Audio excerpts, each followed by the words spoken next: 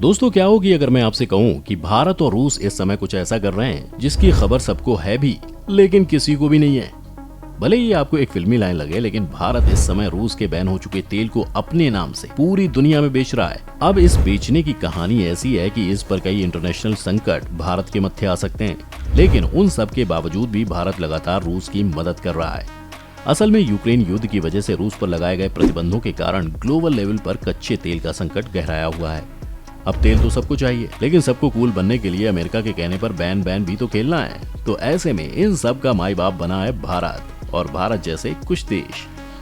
दरअसल हो ये रहा है कि भारत जैसे कुछ देश भारी छूट पर रूस का तेल खरीद रहे हैं। इसी वजह से अब ऐसी आशंका भी जताई जा रही है कि भारत अपनी जरूरत से बहुत भारी मात्रा में रशिया से तेल खरीद रहा है, और जिस भारी मात्रा में रूस का तेल खरीद कर उसे निर्यात कर रहा है, ऐसा लगता है कि इसमें से कुछ कच्चे तेल को यूरोप के फिलिंग स्टेशंस पर भेजा जा रहा है। अब ऐसा कहा जा रहा है या असल में ऐसा ही है, आइए जानते हैं।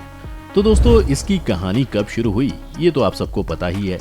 तो हुआ ये कि यूक्रेन युद्ध के बाद पश्चिमी देशों यानी कि वेस्टर्न कंट्रीज ने रूस से तेल लेने से मना कर दिया, जिसके बाद रशिया के लिए एक बड़ा मार्केट बंद हो गया, जहां वो अपने सबसे बड़े एसेट को बेचकर अपनी इकोनॉमी को मजबूत बनाए रखता था। लेकिन इसी दौरान दुनिया भर में गहराए तेल संकट के बीच जून महीने की शुरुआत में गुजरात के वाडिनार के बंदरगाह पर HCF प्रीमोर तेल टैंकर ने दस्तक दी, और इसके दस्तक देते ही हलचल मच गई।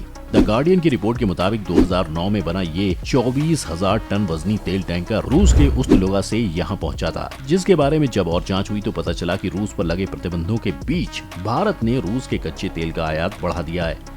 ऐसे ही समय में रूस से ये तेल टैंकर वाडिनार पहुंचा है। आपको बता दें कि वाडिनार इसलिए क्योंकि यहाँ देश की बहुत बड़ी ऑयल रिफाइनरी है। साल 2017 तक वाडिनार तेल रिफाइनरी पर एसआर ऑयल का पूरा कंट्रोल था, लेकिन इसके बाद रूस की सरकारी तेल कंपनी रोसनेफ्ट और कमोडिटी ट्रेडर ट्राफिग्रा के कंसोर्शियम की इसमें 24.5% की हिस्सेदारी हो गई, और रशिया से आने वाला कच्चा तेल यहीं पर आया करता था। इसीलिए यहाँ पर इतने बड़े टैंकर को देखा गया।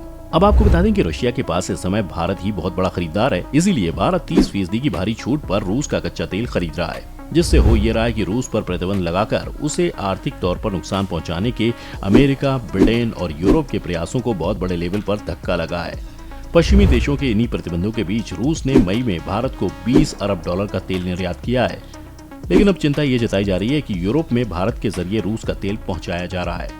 आइए अब उसे भी समझ लेते हैं। तो यूक्रेन पर युद्ध से पहले ट्रांसपोर्टेशन कॉस्ट अधिक होने की वजह से रूस के तेल का भारत में आयात बहुत कम होता था, जिस वजह से सिचुएशन सामान्य थी।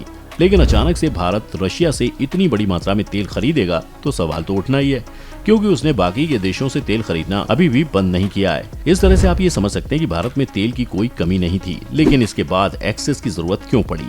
इसीलिए ये अंदाजा लगाया जा रहा है कि इसमें से कुछ कच्चा तेल यूरोप के फिलिंग स्टेशंस पर भेजा जा रहा है, जिनसे भारत सरकार ने अपना टाई अप किया है। हालांकि अभी ये पूरी तरह क्लियर नहीं है कि HCF प्रीमोर तेल टैंकर के जरिए लाए गए रूस के कच्चे तेल का इस्तेमाल कहां किया गया, क्योंकि जिस तेल रिफाइनरी में उसे रिफाइन करने के नाम पर लाया गया था, वहां से कोई सब्सटेंशियल जवाब या जानकारी नहीं मिली कि वे रूस का तेल यूरोप भेज रहे हैं या नहीं।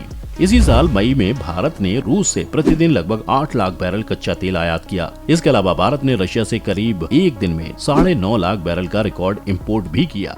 और तो और रेटिंग एजेंसी फिच का अनुमान है कि यह आयात जल्द ही बढ़कर भारत के कुल आयात का प्रतिदिन 10 लाख बैरल हो सकता है। रिसर्च एवं कंसल्टेंसी ऑर्गेनाइजेशन वुड मैकेंजी में रिफाइनिंग, केमिकल्स और तेल बाजार क्षेत्र के वाइस प्रेसिडेंट एलन गेल्डर का कहना है, रूस से सस्ते दाम पर तेल खरीदने का कारण भारत की 1.4 अरब लोगों की आबादी है। लेकिन ये एक तरह का खतरनाक राजनीतिक खेल है जो भारत वेस्टर्न कंट्रीज के अगेंस्ट जाकर खेल रहा है। देखा जाए तो एक तरह से भारत एक पतली रस्सी पर चल रहा है।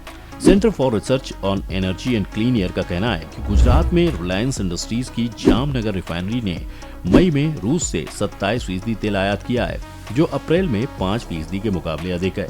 उनका कहना है कि जामनगर से लगभग 20% कार्गो शिप सुएज नहर के लिए रवाना हुए, जिससे संकेत मिलता है कि ये जहाज यूरोप या अमेरिका जा रहे थे। जहाज फ्रांस, इटली और ब्रिटेन गए, लेकिन इन दावों के कोई सबूत नहीं है कि इन जहाजों में रूस का तेल भरा हुआ था। अब सबूत कैसे ही मिलेंगे, क्योंकि उसे भेजा भी तो इंडिया के नाम से जा रहा है, क्योंकि पूरी दुनिया में रिफाइंड ऑयल भेजने के नाम पर भारत दुनिया के टॉप कंट्रीज में आता है। इसीलिए पूरी दुनिया भारत से रिफाइंड क्रूड ऑयल को इम्पोर्ट करवाती है और भारत इसी बात का फायदा उठा रहा है। इंडस्ट्री सोर्सेज का कहना है कि भारत के जरिए यूरोप में रूस के कच्चे तेल के जहाजों को ट्रैक करना मुश्किल है। उनका कहना है कि अलग अलग देशों से कच्चे तेल की खेप बंदरगाह पर पहुंचती है और ये जहाज घुल मिल जाते हैं। ऐसे में रूस के तेल से लदे टैंकर का पता लगाना बहुत मुश्किल होता है। और तो और कई टिप्स हैं जिनका इस्तेमाल कर ये छिपाया जा सकता है कि रूस का तेल किस रास्ते से आया है। एक जहाज से दूसरे जहाज में तेल की खेप ट्रांसफर करने की घटनाएं बढ़ी हैं, जिससे ये संकेत मिलता है कि रूस के जहाजों से तेल कई जहाजों में लादा जा रहा है। ऐसी रिपोर्टें भी सामने आई हैं जिनसे पता चला है कि यूक्रेन युद्ध के बाद से रूस के तेल टैंकर्स ट्रैकिंग रडार से गायब हो रहे हैं। इसीलिए ये कहा जा रहा है कि ऐसा जानबूझकर किया जा रहा है ताकि यह पता नहीं चल पाए कि रूस के तेल टैंकर्स कहां जा रहे हैं। खैर जो भी हो, लेकिन इस बात से इनकार तो नहीं किया जा सकता कि भारत रूस के तेल के साथ कुछ कर रहा है।